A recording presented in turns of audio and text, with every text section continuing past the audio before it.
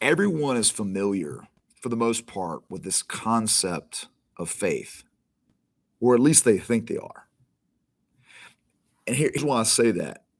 Because for everyone to have this concept of faith, but at the same time, they all differ a little bit.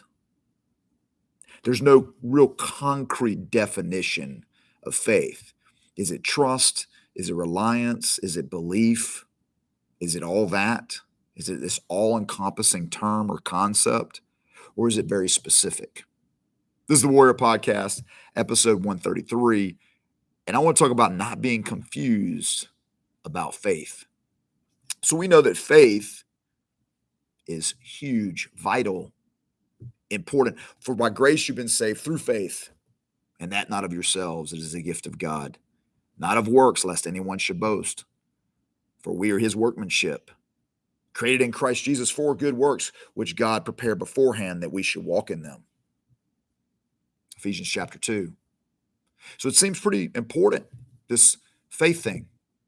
You know, Jesus had a lot to say about faith in his time on the earth, walking amongst us. And I think it's there we can find the concrete answers we need to understand exactly what this word is. Because Jesus praised people for their faith, ones you wouldn't think would be praised. It wouldn't be the religious authorities that he praised. It was the common people, sometimes not even the Jewish people, that got praised for their faith. So what's the difference? Why is there such confusion? I think here's the key. What is the object of the faith? Is the object of the faith yourself, your needs and desires? Or is it the character, power, and word of the Creator? See, that's the big question here. And that's why it can get confusing, because a lot of times the stories have somebody coming to Christ, coming to the Lord in need, in desire, in want. And so we can get lost that their faith is that their request is going to be granted. Now, that's definitely a piece of it, because why would they come to Jesus, or why would they pray if they weren't expecting this thing to occur for them, right? So what is the object? Is the object the thing accomplished, or the one who will accomplish it? That is the key.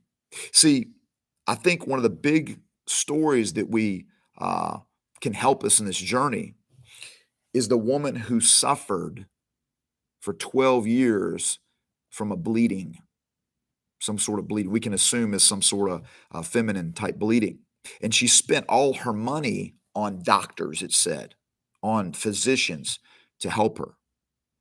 You know, Jesus tells us that where we put our treasure, our heart is there. So we know this woman, her heart was in receiving healing. And where did she place that heart, her treasures? In physicians. So when she heard about this Jesus who was on his way to heal the daughter of a religious leader, he was on his way there and a crowd was surrounding him, you know, because let's be honest, Jesus was a rock star in that time. She said to herself, she had to, I don't need him to talk to me. I don't need him to touch me. I don't need him to do anything other than be close enough where I can just touch his garment and I know that I'll be healed. So was her focus the healing, or was her focus the healer? I argue her focus was the healer. I'll give you another. So there was a guy who was paralyzed, and he had a bunch of buddies. Now, we can assume that this guy probably wanted to be healed his entire life, so much so that he recruited his buddies in this vision of his. So he's carried on a mat to the location where Jesus is at. Now, Jesus is in a house, completely surrounded, jam-packed, preaching.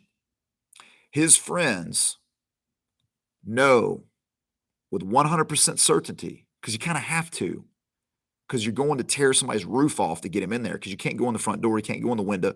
You got to go through the roof. So they climb up on the roof with this guy.